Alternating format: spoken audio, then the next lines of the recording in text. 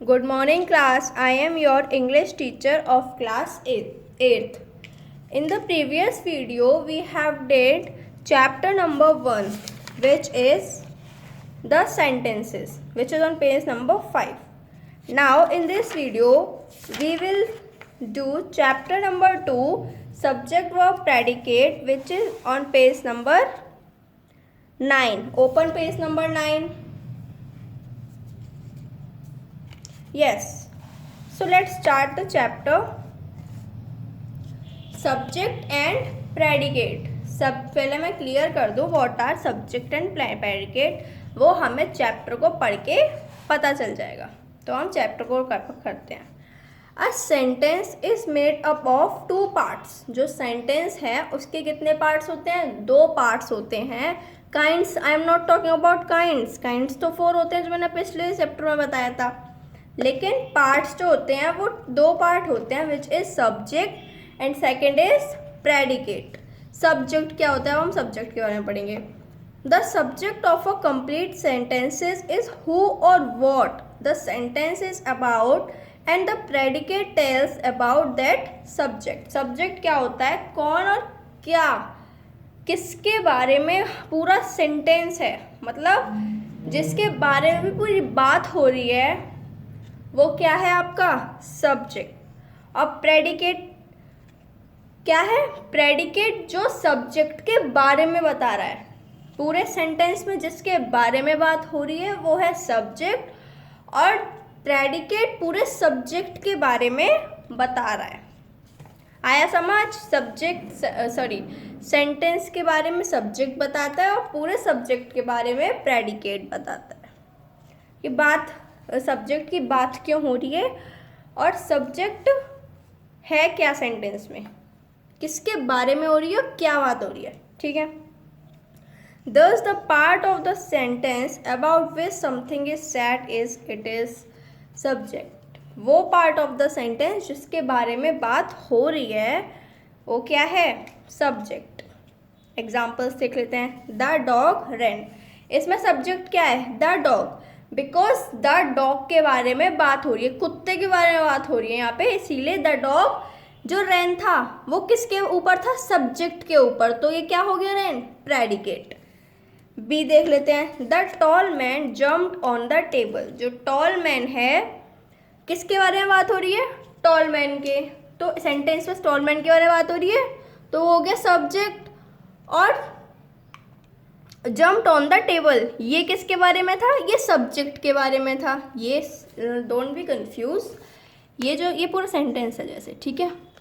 हमने the tall man को subject मारा, क्यों माना, क्योंकि पूरे सेंटेंस में इसके बारे में बात हो रही है, किसके बारे में, द टॉल मैन के बारे में बात हो रही है। अब बच्चा jumped on the table, jumped on the table कौन, द टॉल मैन, सब्जेक्ट पे आ गई बात, तो ये क्या हो गया, प्रेडिकेट। ये है सब्जेक्ट और प्रेडिकेट। अब हम सब्जेक्ट के पार्ट पढ़ लेते हैं।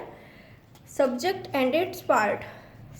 अ सेंटेंस में कंप्राइज ऑफ 2 और मोर वर्ड्स। जो सेंटेंस है वो 2 और 2 से ज़्यादा वर्ड्स का बना होता है। Subject and predicate. The is the subject. Athlete appeared at the starting line. Vidya went to movie with her friend. A subject में comprise of a determiner.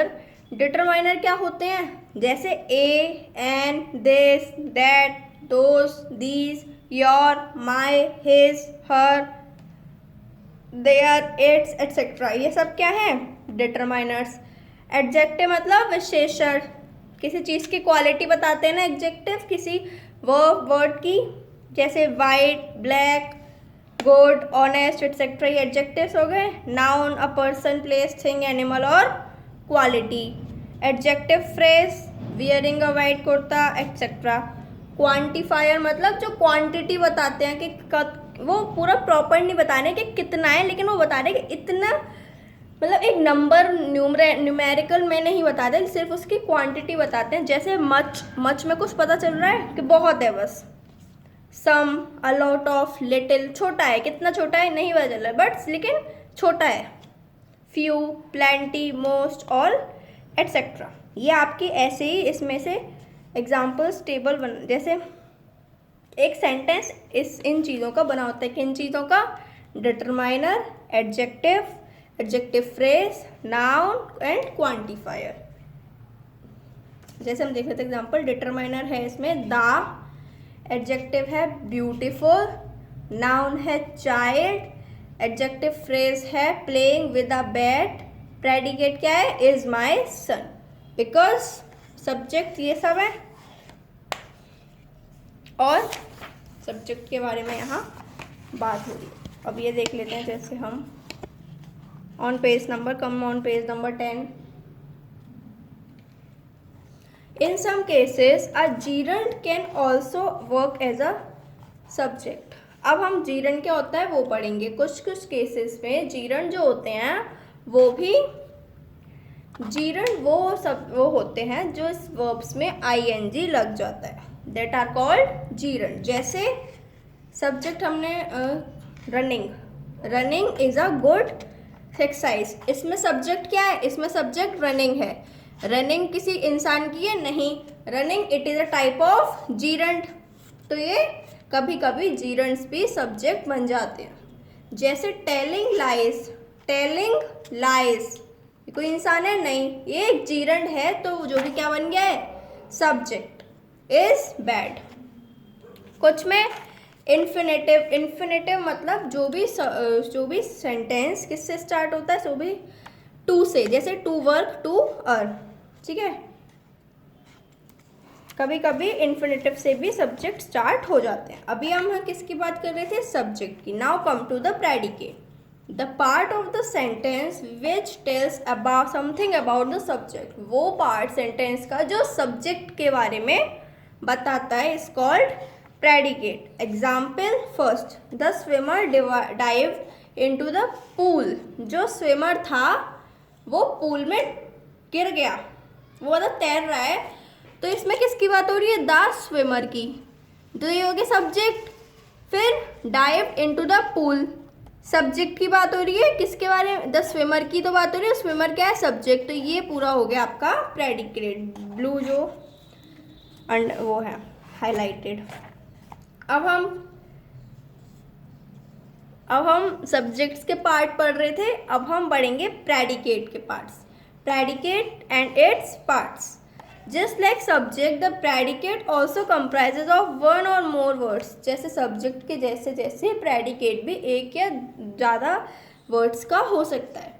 It may have a verb and may also have object, complement etcetera. उसके साथ verb के साथ साथ एक object भी होगा या फिर एक कॉम्प्लीमेंट होगा। जैसे हम एग्जाम्पल में देख लेते हैं, इसमें है प्रणव एंजॉयड द पिकनिक।